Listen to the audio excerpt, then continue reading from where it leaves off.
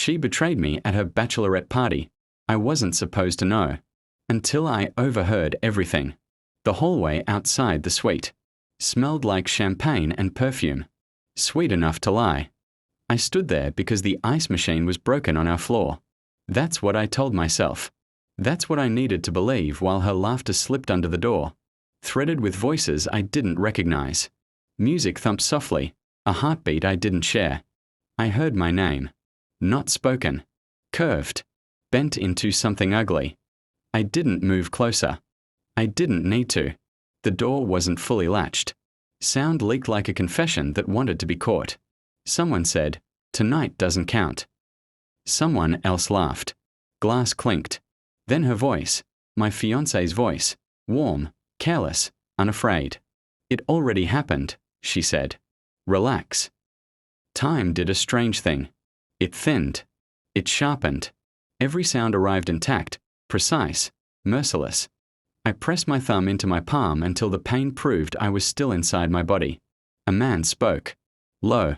Familiar in a way that made my stomach hollow. He asked if she was sure. She didn't hesitate. "I'm marrying him," she said. "Not you." Silence followed. Not the good kind. The kind that tells you something irreversible has just been said. I stepped back before the door opened. Before the truth spilled out and saw me standing there, unarmed. In the elevator mirror. My face looked calm. Practiced. A man who still believed in plans. I went downstairs and sat in the lobby, letting the cold marble leach the warmth from my bones. I didn't cry. I listened. Shock doesn't arrive like lightning. It seeps.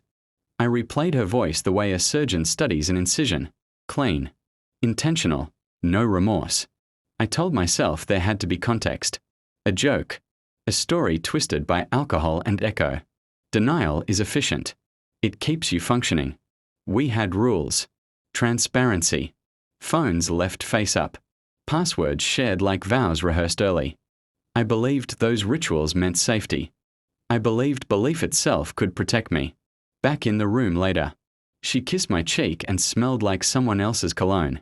Not strong. Just enough. "Long night," she said. I nodded. Smiled. The mask fit because it always had. While she slept, I stared at the ceiling and counted my breaths. Every inhale felt like a negotiation with reality. Every exhale felt like a lie I was agreeing to keep. Her phone buzzed on the nightstand. Face down. Then again. I didn't touch it. Trust isn't a switch. It's a slow leak. By morning, the room was flooded. At breakfast, she talked about dresses and timelines and how lucky we were. She reached for my hand like muscle memory. I let her. Inside, something rearranged itself. A colder geometry. A blueprint. I remembered the man's voice. I remembered where I'd heard it before, at a work dinner, months ago. A friend. A safe word we use for danger we don't want to admit. I finished my coffee. Bitter. Perfect. I decided to be patient. Patience became my discipline. I didn't ask questions. Questions warn people. I observed. I archived. I let patterns surface on their own. She showered longer. Took calls outside. Her laughter softened when she thought I couldn't hear it. I noticed the way she angled her phone away from me now. A small adjustment, practiced quickly. I checked phone records. Not messages. Metadata. Times.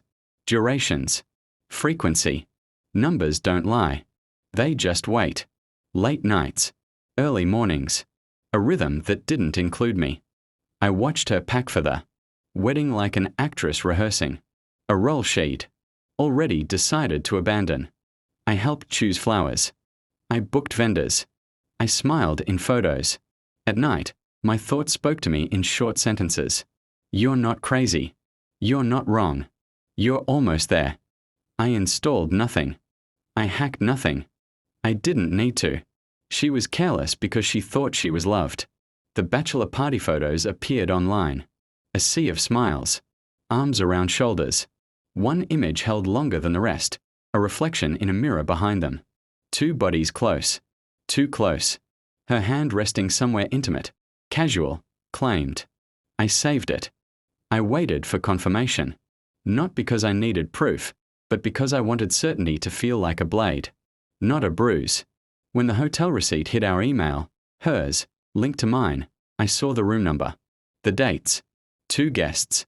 I printed it, folded it once, slipped it into my jacket. I slept better than I had in weeks. The truth arrived quietly, like it respected me. I asked her to sit with me.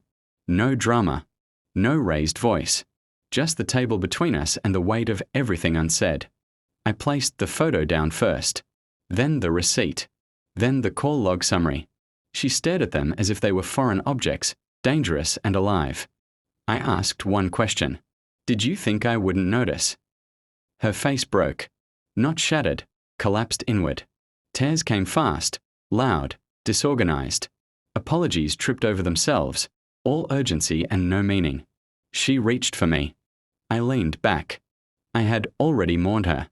This was paperwork. She said it was a mistake, that it meant nothing, that she loved me. I listened like a judge who already knows the verdict. When she finally looked up, searching for mercy, she found something worse. Nothing. I told her the wedding was still on. Hope flickered. Brief. Desperate. I let it. I showed her the seating chart I'd quietly altered. The guest list she hadn't reviewed. The emails she hadn't seen. I told her I'd invited him. That I'd placed him where everyone could see. That I'd prepared a short speech, nothing cruel. Just honest. She begged then. Not for me. For herself. For the story she'd told the world. I shook my head.